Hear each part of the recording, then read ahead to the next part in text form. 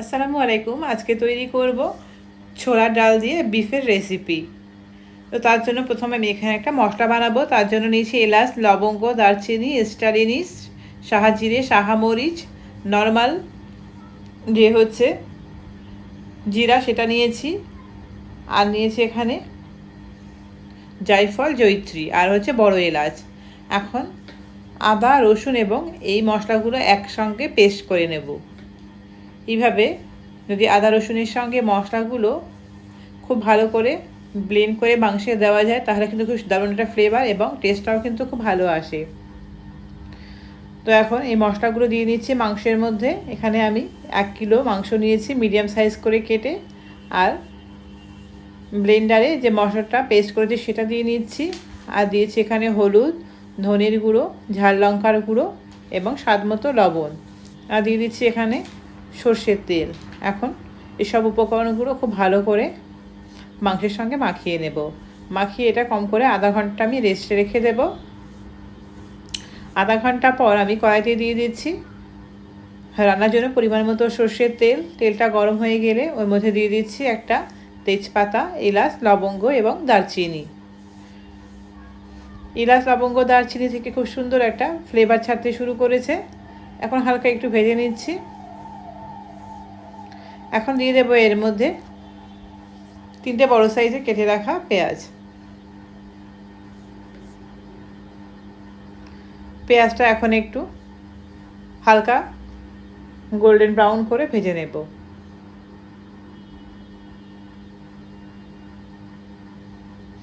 এইভাবে একবার ছোলার ডাল দিয়ে বিফের রেসিপি বানিয়ে দেখবেন, আশা করি ভালো লাগবে। রুটি, পরোটা, পোলাও, সাদা ভাত যে কোনো সঙ্গে ভালো লাগবে। তো ম্যারিনেট করা যে মাংস সেটা দিয়ে দিলাম। এখন খুব ভালো করে কষিয়ে নেব।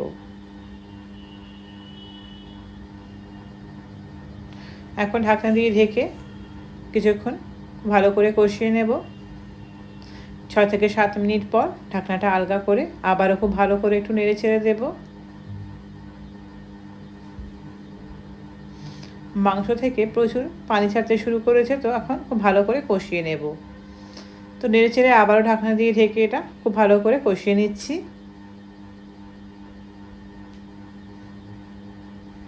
এখন সামান্য একটু পানি দিয়ে কষিয়ে নেব।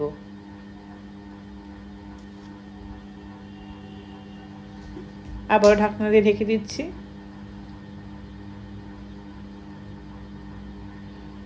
খুব ভালো করে নেড়ে চেড়ে দিচ্ছি। কষানোটা হয়ে গেছে। এখানে দিয়ে দিচ্ছি ছোলার ডাল। এটা আমি 2 ঘন্টা পানিতে ভিজিয়ে রেখেছিলাম।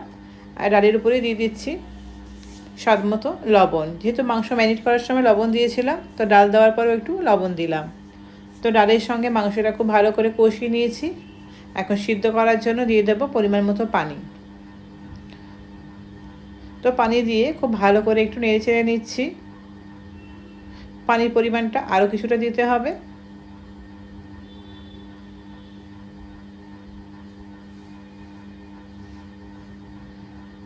তো আরেকটু এখানে পানির পরিমাণটা দিয়ে দিচ্ছি।